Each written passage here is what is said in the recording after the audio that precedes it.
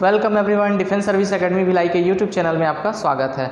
आज हम फिजिक्स पढ़ने वाले हैं, भौतिकी की शुरुआत करेंगे, जिसमें आज हम प्रकाशिकी ऑप्टिक्स से इसकी शुरुआत करें। वैसे तो प्रारंभिक भौतिकी पढ़ाते हैं, सभी जानते हैं, लेकिन हम लोग प्रकाशिकी से शुरुआत कर रहे हैं और धीरे धीरे मैं उसको बढ़ाते चलूँगा आपके सिलेबस के हिसाब से। तो भाग ये जो है आज का प्रकाशिकी, उसे हम 2 भागों में कवर करने वाले हैं। ये जो आज लेके आए हैं वो भाग 1 है, अगली बार सेकंड पार्ट बनाएंगे, ठीक है। और जो प्रकाशिकी है उसको आप बहुत ही पहले से ही तो जानते होंगे, लेकिन बहुत ही आसान शब्दों में समझेंगे, इसको आप समझते चलिएगा, ठीक है। तो पहले हम जानते हैं प्रकाश है क्या। प्रकाश विद्युत चुंबकीय तरंग के रूप में संचारित होने वाली ऊर्जा, ठीक है। प्रकाश क्या है? विद्युत चुंबकीय तरंग के रूप में संचारित होने वाली एक ऊर्जा है। प्रकाश एक ऊर्जा है, कह सकते हैं। प्रकाश क्या है? एक ऊर्जा है, ठीक है।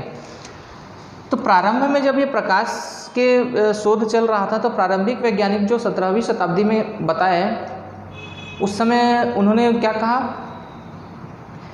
कि प्रकाश क्या है? एक कण के रूप में है, ठीक है। प्रकाश क्या है? एक कण के रूप में है।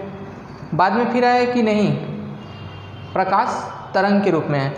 पहले आया था प्रकाश विद्युत चुंबकीय प्रभाव। ये किस प्रकार का होगा? प्रकाश विद्युत के प्रभाव में, क्योंकि जब प्रकाश किसी चालक में टकराता है तो उससे इलेक्ट्रॉन निकलते हैं। तो ये तो तभी होगा जब कोई कंकड़ फेंका जाएगा यहाँ पर, तो यहाँ पे जो होगा वो कंकड़ विस्थापित होगा, तो तब तो ये नहीं हो सकता। तो ये घटना की वजह से इससे पहले कण कहा गया कि प्रकाश कण के रूप में होता है। बाद में फिर इसे लाया गया कि प्रकाश तरंग के रूप में होता है, ठीक है। इसीलिए बोला प्रकाश विद्युतीय चुंबकीय तरंग, विद्युत चुंबकीय तरंग। तो प्रकाश क्या होता है? तरंग। अब इसका सिद्धांत क्या बताया वैज्ञानिकों ने? जैसे आप एक किसी सुई को ले लेते हैं, सुई की नोक, तो ये जो तरंग होने के गुण हैं वो हमें बताता है क्या? विवर्तन की घटना। विवर्तन की घटना ये हमको बताती है कि प्रकाश क्या है? तरंग के रूप में है। विवर्तन में क्या होता है कि कोई प्रकाश की किरण जब आती है, किसी नोकदार सतह है, किसी सतह से टकरा के वो मुड़ जाती है किसी भी दिशा में, चाहे इधर चाहे उधर, कहीं मुड़ जाती है, तो ये घटना तभी होगी जब वो तरंग प्रकृति की होगी, कण प्रकृति की होगी तब नहीं होगा। तो ये मतभेद था। फिर बाद में वैज्ञानिकों ने इसे दोनों ही प्रकृति का बता दिया कि ये कहीं पे प्रकाश कण की होती है और कहीं पे तरंग के रूप में होती है। तो विवर्तन की घटना क्या है? प्रकाश किसी सतह से टकरा कर किसी माध्यम मुड़ जाती है किसी कोण पर, तो वो होता है विवर्तन की घटना। विवर्तन आप याद रखेंगे, प्रकाश में विवर्तन होता है। प्रकाश में क्या होता है? विवर्तन होता है। इसी कारण सुई की परछाई नहीं बनती, क्योंकि तरंग प्रकृति के होने के कारण प्रकाश मुड़ जाती है, और प्रकाश के मुड़ जाने के कारण उसकी परछाई नहीं बन पाएगी। परछाई कहाँ बनेगी? जब कोई प्रकाश को रोकता है, अवरोध आता है, तभी उसका प्रकाश की परछाई बनती है। लेकिन सुई की परछाई इसलिए नहीं बनती क्योंकि वहाँ पे विवर्तन की घटना हो जाती है, ठीक है। तो प्रकाश को हम समझें तो प्रकाश तरंग रूप में होती है। अब ये तरंग क्या है? तरंग समझते हैं साधारण भाषा में। प्रकाश की जो चाल है वो कुछ इस प्रकार से चलेगी, ठीक, ऐसे कुछ इस प्रकार से चलती है प्रकाश। इसी को बोलते हैं तरंग। तरंग सभी जानते होंगे। ये क्या है? श्रृंग। इसे जो ऊपर का हिस्सा है, किसी भी तरंग का सबसे ऊपरी हिस्सा उसे श्रृंग कहते हैं। जो नीचे का हिस्सा होता है, नीचे गया, उसे कहते हैं गर्त। चाहे एक गर्त हो या श्रृंग, ये कितना ऊंचा है यहाँ से यहाँ तक, इसे कहते हैं आयाम। आयाम, ठीक। और आवृत्ति क्या होता है? एक साइकिल, एक जो तरंग है वो कैसे चल रही है? ऐसे यहाँ तक आई, ये क्या हुआ? 1। फिर यहाँ से शुरू हुई, यहाँ तक गई, ये क्या हुआ? 2। तो 1 सेकंड में कितनी तरंगें वहाँ से गुजर जा रही है? ये हो गया उसकी आवृत्ति। 1 सेकंड में जितनी तरंगें वहाँ से निकल जाती है उसे कहते हैं आवृत्ति, ठीक है, जिसे f से दर्शाते हैं। फ्रीक्वेंसी जिसे कहते हैं, फ्रीक्वेंसी, आवृत्ति, 1 सेकंड में जितने भी तरंगे जहाँ से निकल रही है उसे ध्यान देंगे। ये हो गया आयाम, इसे कहते हैं तरंग दैर्ध्य, किसी भी बता दें, ये तरंग दैर्ध्य। हिंदी में बहुत ही कठिन नाम लिखा हुआ है,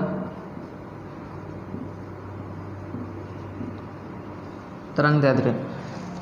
इसी को बोलते हैं वेवलेंथ, ठीक है, वेवलेंथ। इंग्लिश में समझना बहुत आसान है। वेवलेंथ बोलेंगे तो इस बिंदु से श्रृंग से इस श्रृंग के मध्य कितनी दूरी है, इसी को कहते हैं तरंग दैर्ध्य।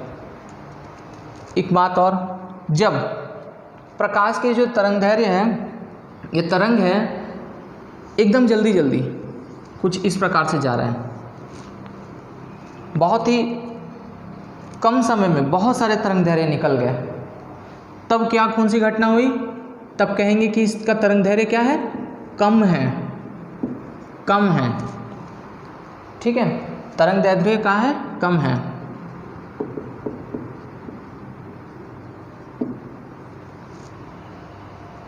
लेकिन जब इसकी दूरी अधिक होती है तब क्या बोलते हैं, तरंग दैर्ध्य ज़्यादा है। तरंग दैर्ध्य ज़्यादा कब होता है?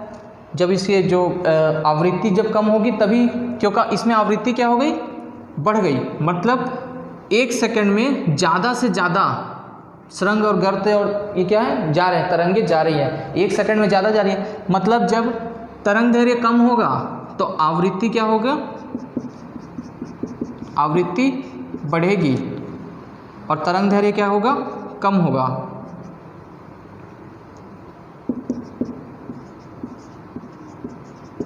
तरंग दैर्ध्य क्या होगा, कम होता है। जब तरंग दैर्ध्य कम होगा तो आवृत्ति बढ़ेगी।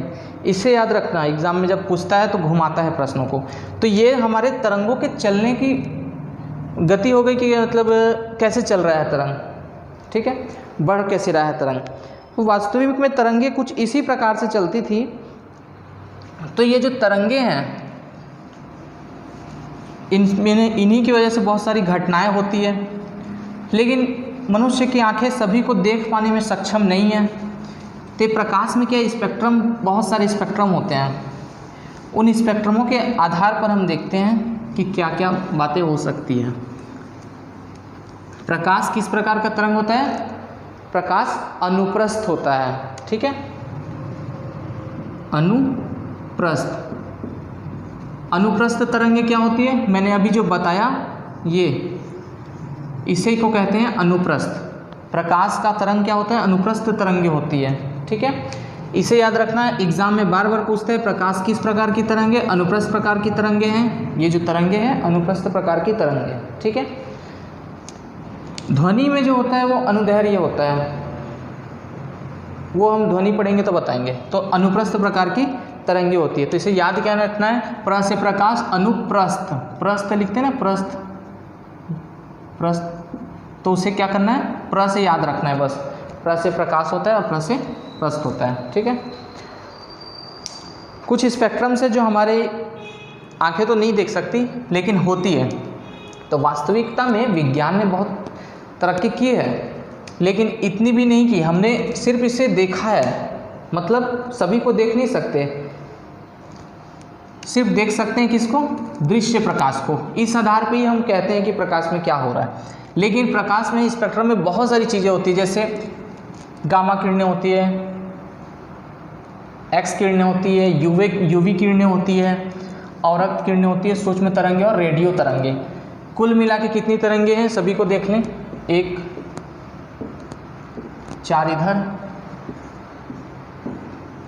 7 प्रकार की हमारे पास तरंगे हैं। तो जो मध्य वाली तरंग है, दृश्य प्रकाश, इसको ही हम देख पाने में सक्षम होते हैं। तो हमारी आंखें सिर्फ दृश्य प्रकाश को देखती है और सिर्फ दृश्य प्रकाश को देखने के कारण हमें जितने भी दुनिया में जो भी कुछ आपको नज़र आएगा, कलर, जितने भी कलर हैं, कोई वस्तु है, सब दृश्य प्रकाश की वजह से ही आपको नज़र आएगी। ना तो हम यूवी किरणों को देख सकते हैं, ना ही हम सूक्ष्म तरंग, ना ही अवरक्त यूवी किरणें, कोई किसी भी प्रकार की किरणों को देख पाने में सक्षम नहीं है। हो सकता है कि पृथ्वी पे ऐसे जीव भी हों जो दृश्य प्रकाश के अलावा कोई अन्य तरंगे देखते हों। जैसे कहते हैं कि रात में कुत्ता भौंकता है, तो इसमें बहुत सारे तर्क देते हैं लोग। तो क्या ऐसा हो सकता है, ऐसा संभव है कि वो दृश्य प्रकाश के सिवाय वो किसी और अन्य तरंगों को भी देख पाने में सक्षम होगा? क्योंकि वो कुत्ता है, हमें तो नहीं बताएगा कि मैं यूवी किरणें देख रहा हूँ, उसे तो पता नहीं यूवी किरणें क्या होती है या दूसरी अन्य किरणें। तो ऐसा संभव हो सकता है कि कोई पृथ्वी के अन्य जीव दूसरे प्रकार की तरंगों को देख पाने में सक्षम हो सकते हैं। तो हमारी जितने भी किरणें हैं इन सब का क्रम क्या है? ये बढ़ते क्रम में है। तो सबसे ज़्यादा तरंग दैर्घ्य जिसका होता है वो तरंगे हैं रेडियो तरंगे। एग्जाम में अगर इनमें से ऑप्शन में रहेगा सब सर्वाधिक तरंग दैर्घ्य किसका होता है, तो आपको याद रखना है रेडियो तरंगों का होता है, रेडियो तरंगों का। और जैसे तरंग दैर्घ्य बढ़ेगी तो मैंने बताया था आवृत्ति कम हो जाती है, तरंग दैर्घ्य बढ़ेगी तो आवृत्ति कम हो जाएगी। तो सबसे कम आवृत्ति किसकी होती है? रेडियो तरंगों की। तरंग दैर्घ्य सबसे ज़्यादा किसका होता है? रेडियो तरंगों का। अब आते हैं हम दृश्य प्रकाश की तरफ।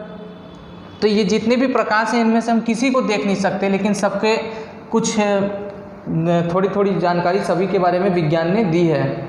हो सकता है कि अभी इनके अलावा भी ऐसी तरंगे हो जिसे विज्ञान ने भी अभी तक नहीं खोज पाया।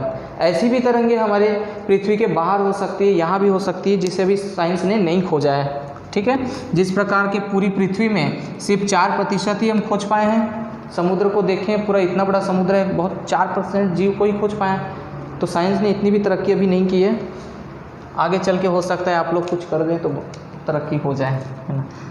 तो दृश्य प्रकाश हम देखते हैं। तो दृश्य प्रकाश में क्या होगा? सभी जानते हैं दृश्य प्रकाश, जो भी प्रकाश है उसमें कितने कलर होते हैं? बैजानी हैप्पी नाला बोलते हैं।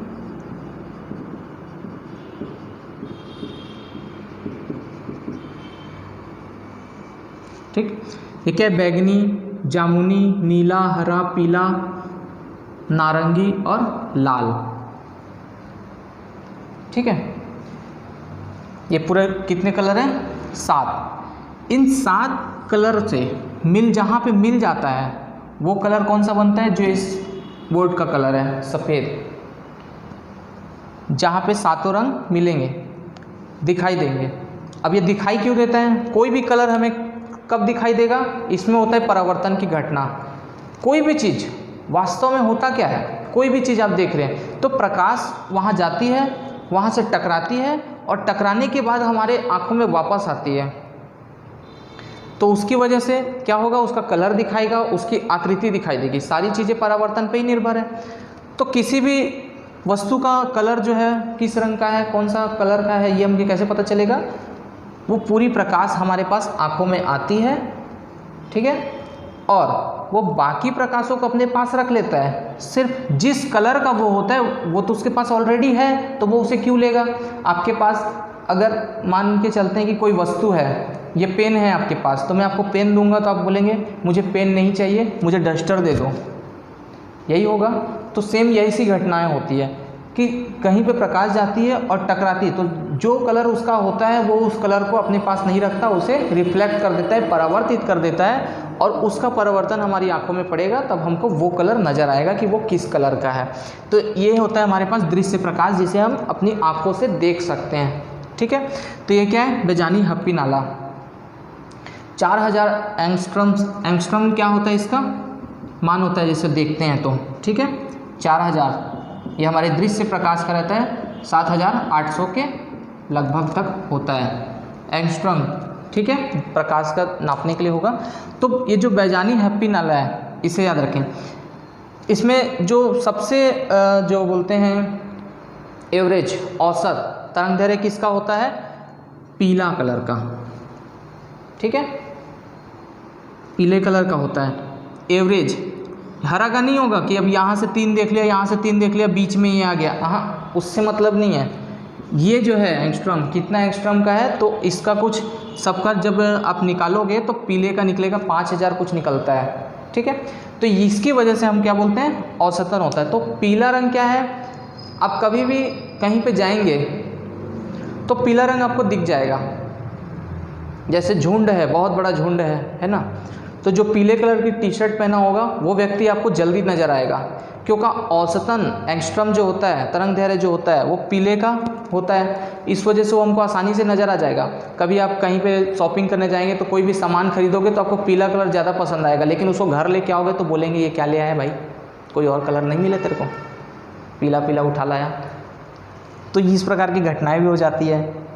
मोबाइल में देखते हैं पीले कलर का फ़ॉन्ट यूज़ कर लिया, या हो सकता है इमोजी वगैरह बहुत सारी है, सबका जितने भी ट्रैफिक के भी काम होता है वहाँ भी पीला यूज़ हो जाता है, लाल और हरे के अलावा। तो इस प्रकार से इसकी वजह से ही पीला का यूज़ किया जाता है जहाँ भी। लेकिन यह कहाँ पे, जब बहुत सारे कलर होते हैं वहाँ पे आपको आसानी से नज़र आएगा। आप अकेले देखोगे पीला तो कोई मतलब का नहीं उसका तरंग दैर्घ्य, ठीक है। तो इस प्रकार का होता है। तो जितने भी कलर हैं उसमें लाल कलर का क्या होता है, तरंग दैर्घ्य क्या होगा, ज़्यादा होता है। बैगनी का सबसे कम होता है, ये भी सीरीज़ में है ऐसे बढ़ते क्रम में। यहाँ भी मैंने बताया था सबसे ज़्यादा किसका, रेडियो तरंग का। यहाँ भी तरंग दैर्घ्य किसका, लाल कलर का तरंग दैर्घ्य ज़्यादा होता है। तरंग दैर्घ्य का मतलब ज़्यादा होने का मतलब, ये अगर मैंने बनाया अनुप्रस्थ जो बताया था मैंने थोड़े समय पहले, तो इसका जो लेंथ है, वेव लेंथ, तरंग दैर्घ्य, इसकी क्या है, दूरी ज़्यादा है। और बैगनी की कैसी होने वाली है, बैगनी की हम देखेंगे तो बैगनी की कुछ इस प्रकार से बन जाएगी, ठीक है। जैसे यहाँ से शुरू होती है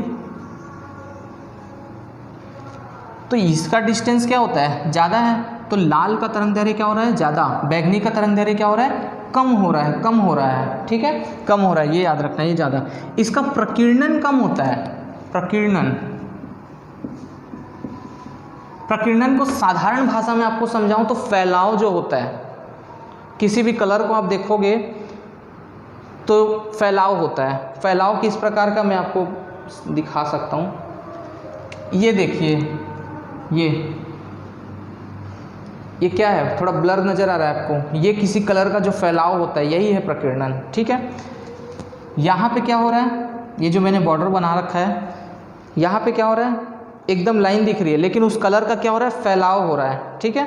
तो कुछ इस प्रकार से ही कह सकते हैं। तो आप देखेंगे ट्रैफिक सिग्नल में, जब आप ट्रैफिक सिग्नल कभी जाते होंगे किसी चौक चौराहे में, तो आपको क्या नज़र आएगा, लाल कलर का जब बत्ती जलता है ट्रैफिक सिग्नल में तो वो एकदम आपको एकदम एक्यूरेट नज़र आएगा, एकदम सर्कल में। लेकिन पीला जल जाए या हरा हो जाए तो आपको थोड़ा सा ब्लर नज़र आने लगेगा, थोड़ा फैलाव नज़र आने लगेगा। वो क्यों होता है, प्रकीर्णन के कारण, क्योंकि इसका प्रकीर्णन कम है, कम होने की वजह से इसमें फैलाव नहीं हो रहा है, एक्यूरेट वहाँ पे है तो वहीं पे आ रहा है। लेकिन अगर हम हरे कलर का तरंग दैर्घ्य थोड़ा उससे कम होता है, हरा यूज़ कर ले रहे हैं तो उसका प्रकीर्णन क्या होता है, थोड़ा सा ज़्यादा होता है, तो ये क्या होता है, फैल जाता है, ठीक है।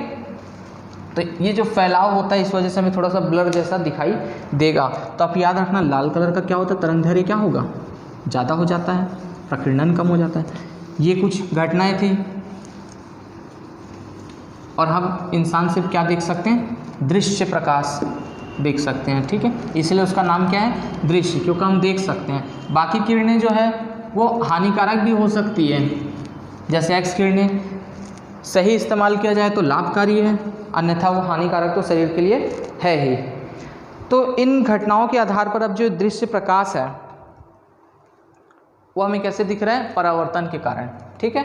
किसके कारण, परावर्तन के कारण नजर आ रहा है। तो हम परावर्तन को देखते हैं, प्रकाश का परावर्तन। परावर्तन को साधारण शब्दों में जाना जाए तो आप देखेंगे बचपन में आप लोग खेलते होंगे, बॉल पकड़ के आप दीवार में मारते होंगे और दीवार से वो आपको वापस मिल जाता है, उसका माध्यम भी वही रहता है, उसी माध्यम में लौट जाता है। तो प्रकाश भी क्या है, सेम वैसा ही होता है। कहीं भी सतह पर कोई प्रकाश की किरण आती है, टकराती है और वापस चले जाती है, जिस दिशा से आई उसी दिशा में वापस टकरा करके वापस आना, यही परावर्तन है साधारण सी भाषा में। इसके बहुत सारे उपयोग भी होते हैं, ठीक है, सारा कुछ है परावर्तन। तो परावर्तन को कैसे याद रखना है आपको सभी को पता ही है, तो इसको याद रखने की वजह से आपको बताने की ज़रूरत भी नहीं पड़ेगी कि कोई भी प्रकाश तरंग एक माध्यम से आती है और किसी चमकदार सतह से टकराकर वापस चले जाती है, तो क्या होता है, इस घटना को क्या बोलते हैं, परावर्तन की घटना, ठीक है। अब मैं आपसे एक प्रश्न करता हूँ कि कोई भी घटना जो होती है मतलब ये जो प्रकाश के परावर्तन की घटना है, इसके परावर्तन की घटना के कारण ही प्रतिबिंब बनता है। अब जैसे दर्पण है, ये दर्पण है, इस दर्पण में प्रकाश की किरणें आई और टकरा कर वापस गई, तब आपका यहाँ पे प्रतिबिंब बन जाता है। सभी जानते हैं प्रकाश का परावर्तन वहाँ दीवारों में भी तो हो रहा है प्रकाश का परावर्तन, वहाँ क्यों नहीं होता भाई? दीवारों में भी तो प्रकाश का परावर्तन हो ही रहा है, तभी हमको दीवार दिखाई दे रही है, लेकिन वहाँ पे आपका प्रतिबिंब क्यों नहीं? सिर्फ दर्पण में क्यों? कांच में ही क्यों? अन्य सतह भी तो है, तो वहाँ पे हो सकता है। क्या हो सकता है भाई? इसका कारण क्या हो सकता है? इसका कारण है अनियमित परावर्तन। ठीक है, इसका कारण क्या है? नियमित परावर्तन और अनियमित परावर्तन। अब वो मैं आपको बताता हूँ नियमित परावर्तन क्या होता है। परावर्तन कौन सा? नियमित। और एक क्या होता है? अनियमित। नियमित परावर्तन में क्या होता है? जब प्रकाश सीधा आकर किसी सतह से टकरा के वापस जाएगी, ठीक है, ऐसे नहीं आएगी एक ही प्रकाश में, बहुत सारी प्रकाश आती है, तो ये जब आती है प्रकाश तो कुछ इस प्रकार से परावर्तन होगा, ठीक है, यहाँ से आकर के टकरा के वापस जाएगी। तो यहाँ से जो टकरा कर वापस जाने वाला है, तो इसका आप देखेंगे कि कुछ समानांतर आपको नजर आएगी। तो जब लगातार परावर्तन होता है समानांतर एक क्रम में, उसे बोलते हैं नियमित परावर्तन, ठीक है। और जहाँ भी नियमित परावर्तन होगा वहाँ पे प्रतिबिंब बनना निश्चित है, ठीक है। अनियमित परावर्तन कैसे? क्योंकि हमको दीवार तो दिख रही है कि एकदम बराबर है दीवार, लेकिन बराबर नहीं हो पाती दीवार, ये कहीं कुछ उबड़ खाबड़ या कुछ इस प्रकार की आकृति की हो सकती है, क्योंकि हम प्लास्टर करते हैं, कुछ कुछ उसमें युक्तियाँ अपनाई जाती है, तो कुछ इस प्रकार से होगी।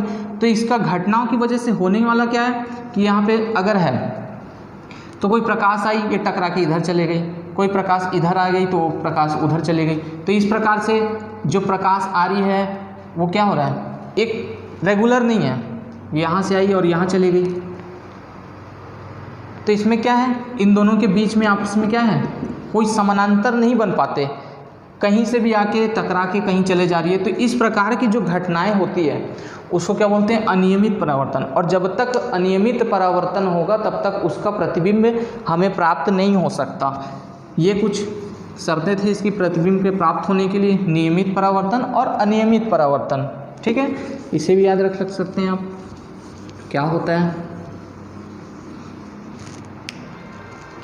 इन परावर्तनों के बाद बहुत सारे परावर्तन के उपयोग हैं, इसके आधार पर हम बहुत सारे दर्पण जैसे बनाते हैं।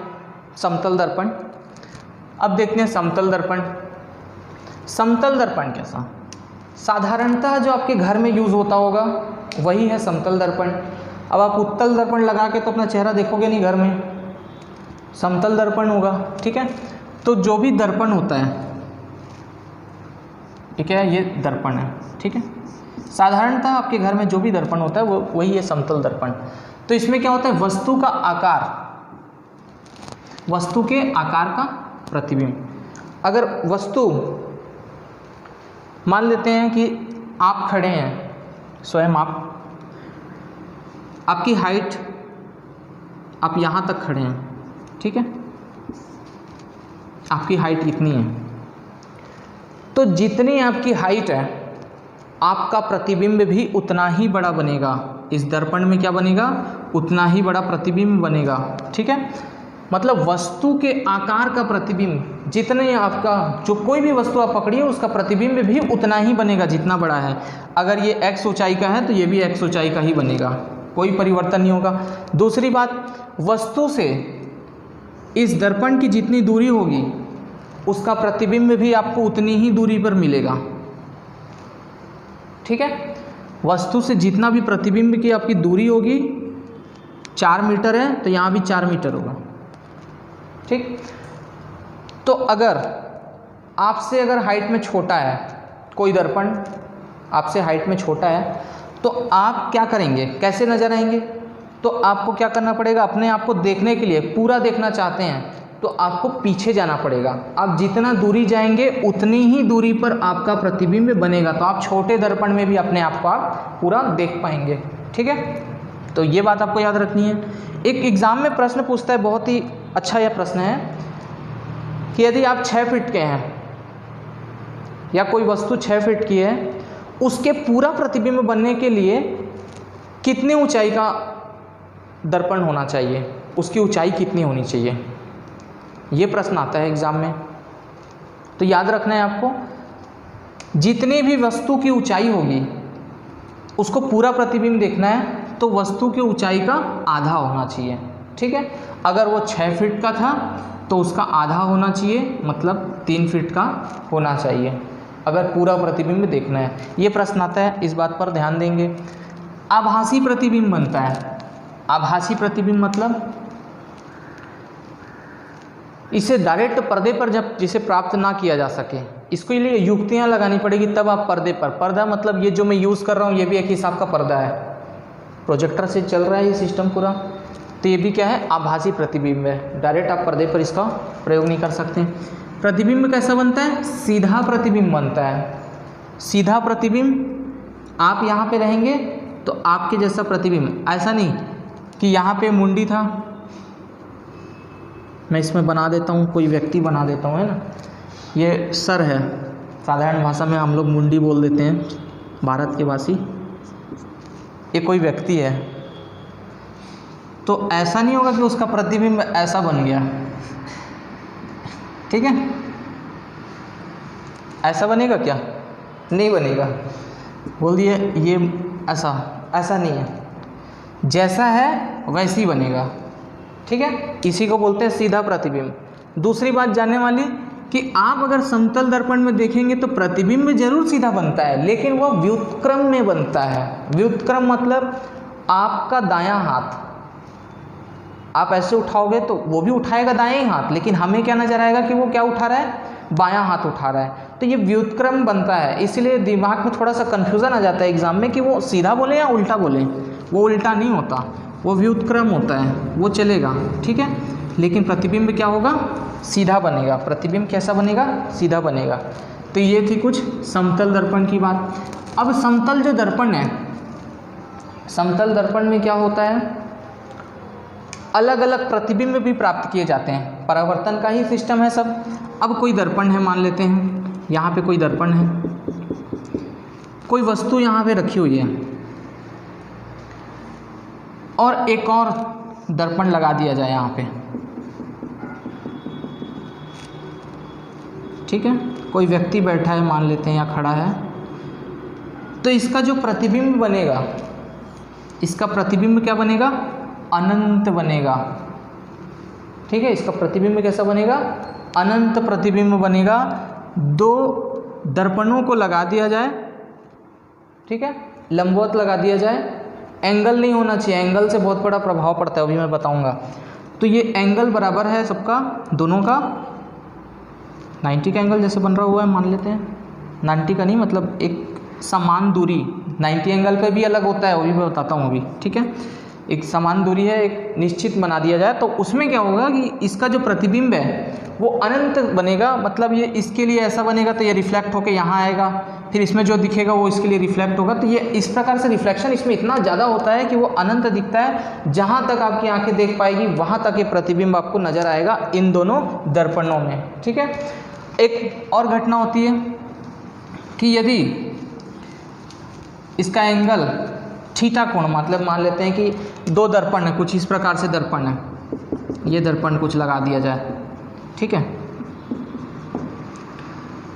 इसका प्रतिबिंब कैसे बनेगा, कोई वस्तु रख देते हैं, कोई वस्तु, ठीक है, अगर एंगल 90 रख दिया जाए, थीटा है ये, तो इसके लिए आपको सूत्र है, सीधा सीधा फॉर्मूला, n = क्या होता है 360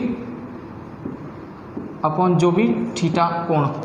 ठीक है, ये आपको याद रखना है, बहुत ही साधारण कॉन्सेप्ट है। इसमें क्या होगा, जैसे मैंने 90 एंगल रखा तो 360 काट देंगे,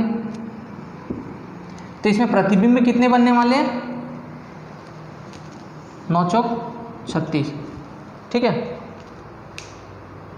इस प्रकार से प्रतिबिंब क्या होते हैं, बदलते हैं। अब जैसे 360 है, मतलब एंगल हम लोग ले लेते हैं 6, ठीक है, कितने हो गए 6। वो पीछे वाला जो मैंने बताया था 90 एंगल में अभी थोड़ा देर पहले, उसके लिए भी ये है। ठीक है, जब ये 6 आता है आपको लाना क्या है, विषम लाना है, आपको एक माइनस कर देना है। ठीक है, 360 थीटा -1 ये ओवरलैप हो जाता है। ठीक है, तो इस फार्मूले से आप डायरेक्ट बनाओगे तो आपको 6 मिल जाएगा, लेकिन जहाँ सम आता है वहाँ पे आपको क्या करना है, एक माइनस करना है। एक प्रतिबिंब के पीछे दूसरा प्रतिबिंब आ जाता है, ये ओवरलैप होने के कारण आपको इसमें क्या करना है, एक माइनस करना है। ठीक है, तो ये आप याद रखें। अनंत वाला तो हमेशा याद रखें, डायरेक्ट पूछ लेता है प्रश्न। समान लंबाई पर दो दर्पणों के मध्य कोई वस्तु है तो उसका प्रतिबिंब में कैसे बनेगा, अनंत बनता है। ठीक है, अब प्रश्न देखेंगे आप समझ में आ जाएगा आपको, ऐसे मैं प्रश्न कराऊंगा आपको जल्दी ही। तो कुछ इस प्रकार के समतल दर्पण थे। अब आते हैं कुछ गोलीय दर्पण के अलग भाग में, जैसे कि अवतल दर्पण। ठीक है, इसमें प्रतिबिंब में क्या होता है, वस्तु से बड़ा बनेगा प्रतिबिंब। ठीक है, अवतल दर्पण कैसा होगा, ये होता है अवतल। ठीक है, यहाँ पे जो भी है, मतलब ये क्या है, एक चम्मच के आकार का है, देख रहे हैं ये चम्मच के आकार का। तो इसमें जो भी प्रकाश आती है या कुछ भी दिखाई देने के लिए होगा तो क्या होगा, थोड़ा सा उसकी दूरी क्या हो जाती है, कम हो जाती है। जैसे उत्तल में बनाता तो उसकी आवर्धन क्षमता क्या है, ज़्यादा है ना, ज़्यादा कुछ देख पा रहा है कि नहीं, कुछ इस प्रकार से होता है। लेकिन ये क्या है, ऐसा है ना, ये चीज़ इस पर देखते हैं अब क्या है। तो इसमें क्या होता है, वस्तु से बड़ा प्रतिबिंब बनता है। मोस्ट इंपॉर्टेंट प्रश्न है, वस्तु से बड़ा प्रतिबिंब बनता है। कोई वस्तु रखा है यहाँ पे, ठीक है, रिफ्लेक्ट होके जाएगा और वापस आएगा तो इसका प्रतिबिंब हमको क्या मिलेगा, बड़ा मिलेगा। ये वस्तु से बड़ा प्रतिबिंब बनाएगा। वास्तविक डायरेक्ट पर्दे पर प्राप्त किया जा सकता है और उल्टा प्रतिबिंब बनता है। ठीक है, उल्टा मतलब इसको पलट दीजिए, वैसा उल्टा। अब क्या होता है अवतल दर्पण में, इसका यूज़ कहाँ पे होगा, अब जितनी भी कोई भी चीज़ बड़ी करने के लिए देखेंगे, जैसे अब किसी महंगे बार्बर के पास जाएंगे तो वो अवतल दर्पण का यूज़ करेगा। ठीक, क्योंकि जो दाढ़ी है उसे बनाने के लिए, सेविंग करवाने के लिए आप जाएंगे तो उसे अवतल दर्पण की ज़रूरत पड़ेगा। लेकिन कहीं ऐसी नॉर्मल जाएंगे तो साधारण समतल दर्पण में आपका काम चला देता है। ठीक है, उसके हाथ में वो क्षमता होती है कि उसको दर्पण की आवश्यकता नहीं है। भारत में ये भी टैलेंट है। अब कहीं पे हॉस्पिटल वगैरह में जाते हैं डेंटिस्ट के पास, तो कुछ कांच के रूप में आपका यूज़ करेगा आपके दांतों के इलाज के लिए, तो वो भी किस प्रकार का दर्पण होता है, अवतल दर्पण। ठीक है, तो डॉक्टरी में भी यूज़ होता है, डॉक्टर, चिकित्सक और कुछ बार्बर लोग भी यूज़ कर लेते हैं। अगला है उत्तल दर्पण। उत्तल दर्पण कैसा होगा, मैंने अभी बताया कि कुछ इस प्रकार से होगा। ठीक है, मतलब अवतल क्या था, ऐसा समझिए। ठीक है, और ये उत्तल है, ये क्या था, अवतल, ये क्या है, उत्तल। ठीक, तो इसको मैं एक साइड को मिटा दे रहा हूँ। तो यहाँ पे जो प्रतिबिंब जैसे बन रहा है, तो यहाँ पे क्या होगा, प्रतिबिंब जो भी बनेगा वो रिफ्लेक्ट होके जब जाता है तो इससे क्या प्रतिबिंब बनता है, वस्तु से छोटा प्रतिबिंब बनता है और आभासी प्रतिबिंब बनता है। वस्तु से छोटा प्रतिबिंब बनने के कारण इसका यूज़ कहाँ पे किया जाएगा, गाड़ियों के पीछे देखने के लिए। ठीक, साधारण सी बात है, आपको याद रखना है। अवतल में क्या होता है, ये सिमट जाता है, ये सिमटा रहा है सबको, तो छोटा होगा, ये फैला रहा है। ठीक है, ये क्या हो रहा है, ये देखो, ये फैला रहा है कि नहीं, तो फैला रहा है तो क्या होगा, वस्तु से छोटा प्रतिबिंब। और ये वाला बड़ा, उल्टा बोल दिया सर शायद, ये वाला क्या है, बड़ा प्रतिबिंब बनाने वाला, दिखाने के लिए, और ये क्या है, छोटा प्रतिबिंब। इस छोटे प्रतिबिंब के कारण इसका यूज़ क्या होता है, गाड़ी वगैरह में अगर आप चलाते होंगे तो आपके पास जो मिरर लगा रहता है, साइड मिरर, रेयर मिरर, एक वो क्या रहेगा, उत्तल दर्पण, कॉन्वेक्स मिरर। ठीक है, इसकी एक खामी भी है कि इसका जो प्रतिबिंब बनता है वो कहाँ बनेगा, थोड़ा दूर नज़र आएगा। ठीक है, जो प्रतिबिंब बनेगा वो कहाँ नज़र आएगा, थोड़ा दूर नज़र आएगा। तो कभी कभी क्या होता है कि आप गाड़ी को मोड़ते वक्त थोड़ा ध्यान दीजिए, इस दर्पण के चक्कर में मत रहिए, क्योंकि आप जानते हैं कि प्रतिबिंब कहाँ पे, इसका जो प्रतिबिंब बनता है वो थोड़ा सा दूर बनता है। यहाँ पे अभी मैं इसको बता देता हूँ किस प्रकार से बनेगा। ये हमारा दर्पण है, ठीक। यहाँ पे कोई वस्तु रखी हुई है तो उसका जो प्रतिबिंब बनेगा वो थोड़ा दूर बन रहेगा, ठीक है। तो इसकी वजह से क्या होगा कि आप कभी गाड़ी मोड़ेंगे, गाड़ी आपके नज़दीक में होगी लेकिन आपके मिरर में क्या नज़र आएगा कि वो गाड़ी दूर है, और आप सट से मोड़ेंगे वो पट से ठोक देगा, ठीक है। तो इसलिए आपको ध्यान देना है। तो कौन सा दर्पण होता है, उसमें उत्तल दर्पण होता है, ठीक है। अब चलते हैं हम, ये तो कुछ प्रतिबिंब हो गए। अब हमारा अगला है अपवर्तन, मोस्ट इम्पॉर्टेंट। वो था, ये सारे परावर्तन पर निर्भर थे, अब कुछ है अपवर्तन। अपवर्तन क्या होता है, प्रकाश का एक माध्यम से दूसरे माध्यम में प्रवेश करने पर उसके संचरण की दिशा में परिवर्तन, ठीक है, दिशा में परिवर्तन। आप कभी भी कोई भी वस्तु लें, यदि उसकी गति में परिवर्तन हो जाए तो उसकी दिशा निश्चित परिवर्तित हो जाती है। कुछ इस प्रकार की घटनाएं आपको भी देखने मिली होगी कि आप तेज़ी से जा रहे हैं तो मुड़ नहीं पाएंगे, तो इस प्रकार के बहुत सारे। तो ये क्या है, प्रकाश का एक माध्यम से दूसरे माध्यम में प्रवेश करने पर उसके संचरण की दिशा में परिवर्तन ही क्या है, अपवर्तन है। परिवर्तन क्या है, अपवर्तन है। अब ये समझते हैं बात किस प्रकार की है। मैंने परावर्तन में बताया था, ठीक है, तो ये भी उसी से समझते हैं, ठीक। पहले हम परावर्तन को देख लेते हैं। परावर्तन जो था ये क्या है, आपतित किरण था, बराबर होना चाहिए लगभग, है ना। ये क्या है, आपतित किरण। ये क्या है, परावर्तित किरण। ये आपतित किरण है, वो परावर्तित किरण है, और ये क्या है, अभिलंब। ये क्या घटना थी, परावर्तन की, ठीक। ये परावर्तन की घटना, आपतित किरण और परावर्तित किरण और अभिलंब तीनों क्या होना चाहिए, एक ही माध्यम में होना चाहिए। ये परावर्तन वाली बात थी, ठीक है, मैंने बताया था। अब इसका जो कोण होगा, सेकंड, इसको बोलते हैं आपतन कोण, आपतन। और ये क्या है, परावर्तन कोण, ठीक है। ये आपतन कोण था, वो परावर्तन कोण था। ये किसकी घटना थी, परावर्तन की। लेकिन अब हम देखते हैं अपवर्तन में क्या होता है।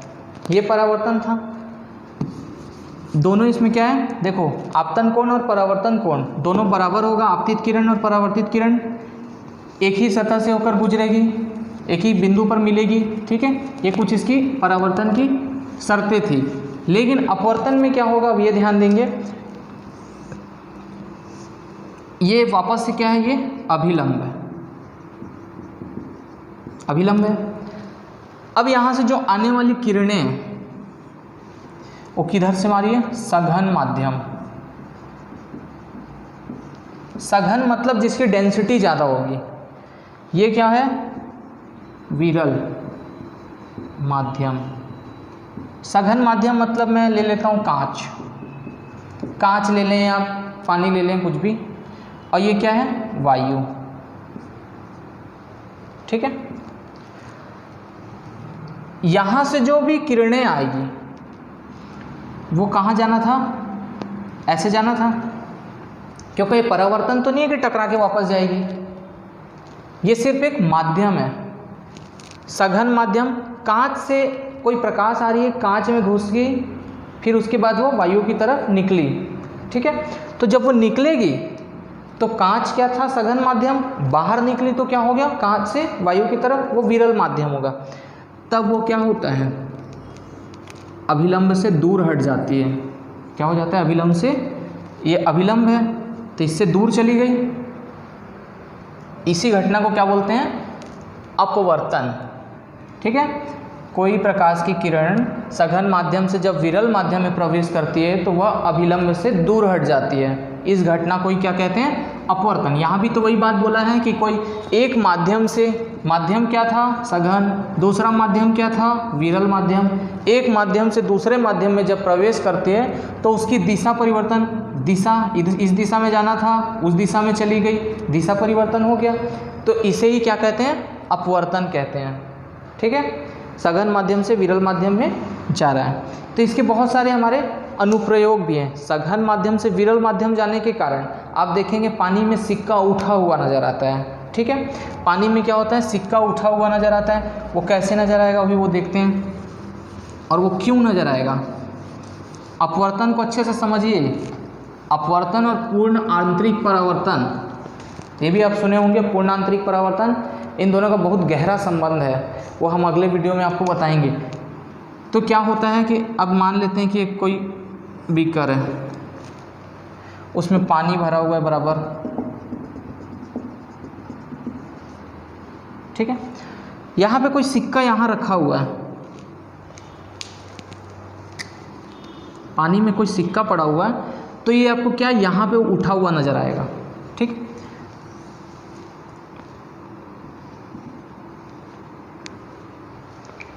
तो ये क्या होता है? धोखा होता है आँखों का। ठीक है, ये हमारी आँखें हैं। यहाँ से अगर आप कोई चीज़ को देख रहे हैं तो आपको सिक्का क्या हुआ? उठा हुआ नज़र आएगा। क्यों? कि इसमें माध्यम जैसी परिवर्तन हुआ, तो इसकी वजह से क्या होगा? अपने मार्ग से विचलित हो गया, और हमारी आँखों को क्या लगेगा कि प्रकाश यहाँ से आ रहा है, यहाँ से, लेकिन वास्तव में आ यहाँ से रहा था, लेकिन हमारी आँखों में ऐसा लगेगा कि प्रकाश यहाँ से आ रहा है, क्योंकि माध्यम के बदल जाने की वजह से वो क्या हो रहा है? अपना दिशा परिवर्तित कर दे रहा है। इस वजह से हमको सिक्का क्या हुआ? उठा हुआ नज़र आएगा। सेम ऐसे ही होता है। आप देखेंगे कि रॉड कोई छड़ है, पानी में डाल देंगे तो कुछ टेढ़ा नज़र आती है, कुछ इस प्रकार से। तो ये भी क्या घटना है? सेम यही प्रकाश के अपवर्तन की घटना। एक दूसरी घटना, तारे टिमटिमाते हैं। तारे टिमटिमाते हैं, ग्रह नहीं। आपको पता होगा कि जैसे शुक्र ग्रह को भी देख सकते हैं, नग्न आँखों से हम देख सकते हैं शुक्र को।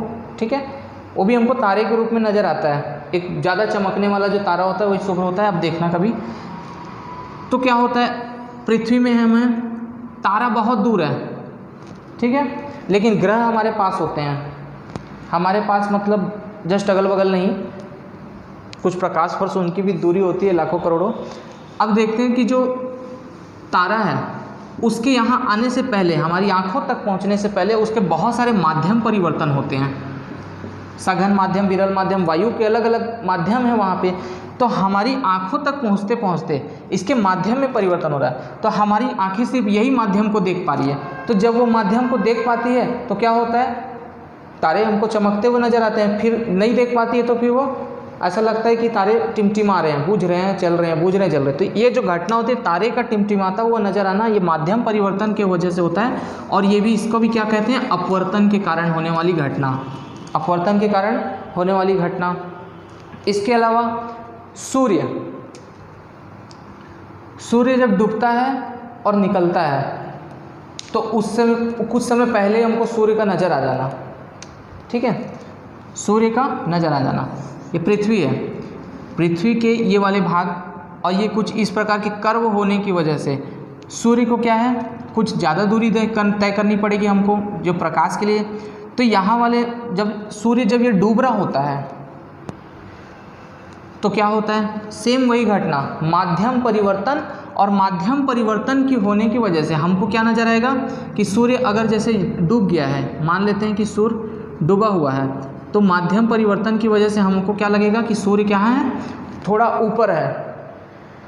इस अपवर्तन की घटना, माध्यम परिवर्तन, सघन विरल माध्यम, तो माध्यम इस अपवर्तन की घटना के कारण हमको क्या लगता है कि सूर्य पहले ही उग गया, लेकिन वास्तविकता में सूर्य अभी उगा नहीं था या डूब गया हुआ है। तो आपको पहले से ना समझ में आ जाएगा, डूबने के बाद भी नज़र आएगा और उगने के पहले भी नज़र आएगा। ठीक है, जब उगने के पहले भी नज़र आए और बाद में भी। तो ये भी घटना क्या होती है? अपवर्तन की घटना। एक और घटना है जिसमें क्या होता है, सूर्य की आकृति बड़ी नज़र आती है। सेम वही घटना जब सूर्य डूब रहा होता है या उग रहा होता है, तो उस समय जो सूर्य की प्रकाश है उसको हम तक आने के लिए लंबी दूरी तय करनी पड़ती है, और सेम यही घटना हो जाती है जैसे कि तारे वाले में हो गई थी। चूँकि सूर्य की आकृति अन्य तारों की अपेक्षा हमारा सूर्य जो है वो बहुत नज़दीक है, इस वजह से हमको वो और भी बड़ा दिखाई देता है, वो तो वाली घटना थी।